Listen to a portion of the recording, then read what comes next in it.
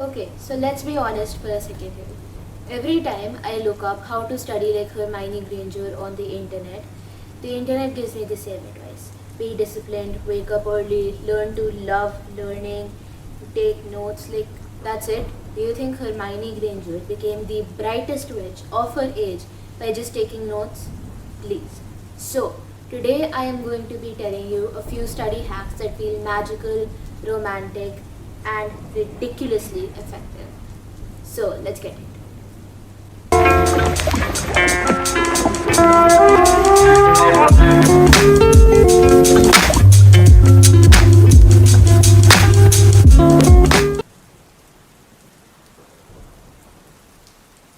Number 1. The time turner method.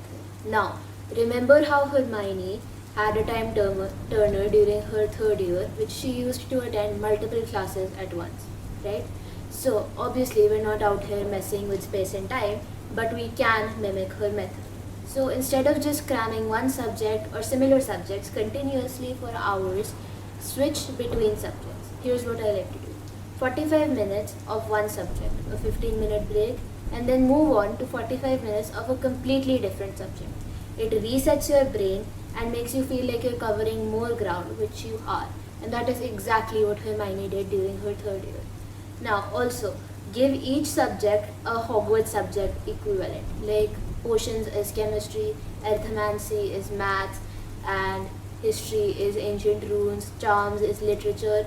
Give each subject its own vibe and its own identity to keep you from dying of boredom in middle of a study session.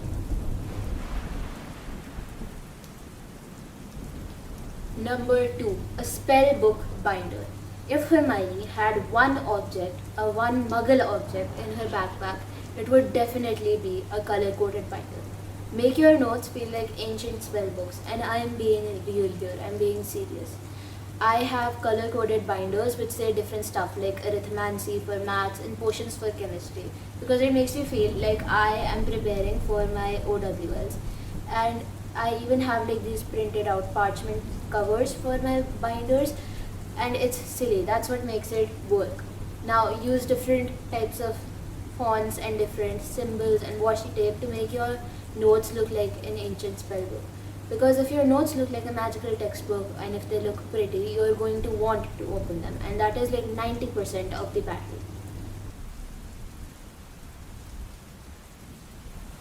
Number 3. The leaky cauldron method. Hermione did not study in chaos. She studied in corners, in quiet places. That's the leaky cauldron method. Create a cozy, magical environment that like whispers, let's study, let's do this.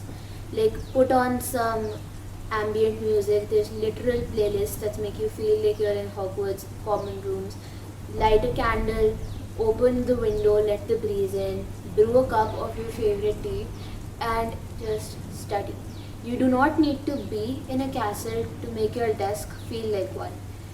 Your environment changes the way your brain thinks. So if you make your environment feel like cozy and warm and study vibes, your brain will automatically go into study mode.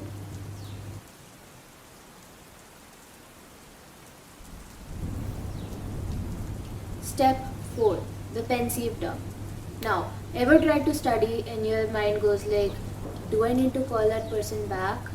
What if I fail this test? Why was that girl looking at me weird today? You need a pensive moment. Take out a piece of paper and dump every single chaotic thought onto the paper. Just write everything down. No structure, no filter, just brain vomit.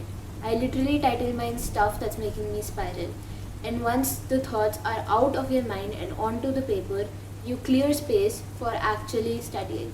You can't do magic with a cluttered mind. Even Dumbledore knew.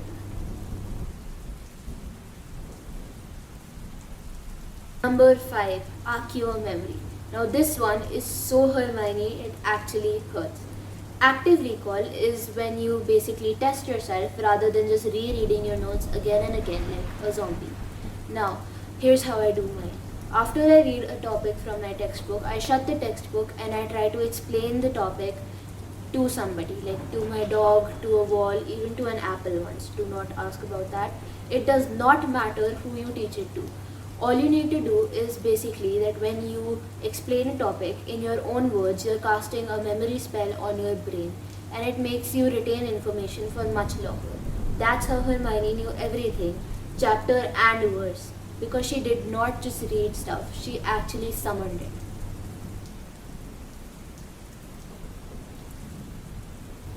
Number 6. Potion making. Now, Hermione did not just read about brewing potions, she actually brewed and practiced. Now, even in like subject which are problem based like maths and science, you want to do actual questions instead of just reading and reading and reading. Instead of reading on how to do a problem for an hour, spend like 10 minutes trying to do two of the problems. You will be wrong in the beginning and you will learn and you will improve. That's the whole point. It's not to be perfect, it's to learn and to improve. And actually, when you get hands on experience, it's when the actual learning thing kicks in. 7. The room of requirement rule.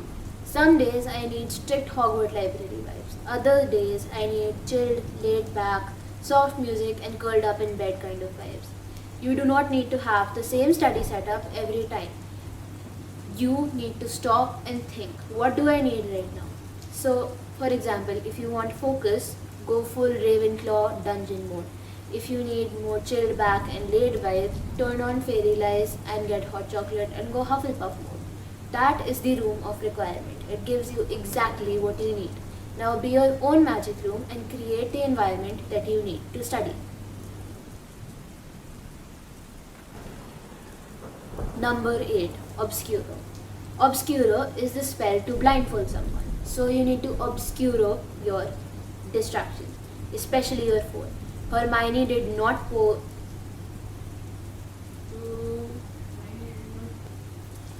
Number 8. Obscuro.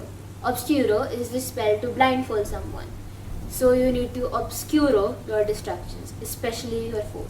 Hermione did not pause every 3 minutes to check if Ron posted on Instagram, okay? So you need to lock your phone away, put it in another room or use an app like Forest that makes studying into a little game. Or what I personally like to do is put a hyperlapse recording of me studying, which makes it like really satisfying for me to see. So is this like a little dramatic to put your phone away? Yes, but it is also really, really, really effective. It's hard to do like real magic when you are being pulled in 10 different directions. So you need to obscuro and blindfold your distractions, and you need to focus on studying like it's life or death. Number 9. Daily Profit Recap. So every night I try to write a little list of what I learned that day. Not because I'm a nerd, but because it actually helped me remember. Even if it's just like a little bullet list, like conquered quadratic equations, finished the French Revolution, understood the timeline of the Mughal Empire. Now, this is like really motivating when you flip through these entries after a while, and it's like publishing your own version of the Daily Prophet, where you are the star and you are the academic icon.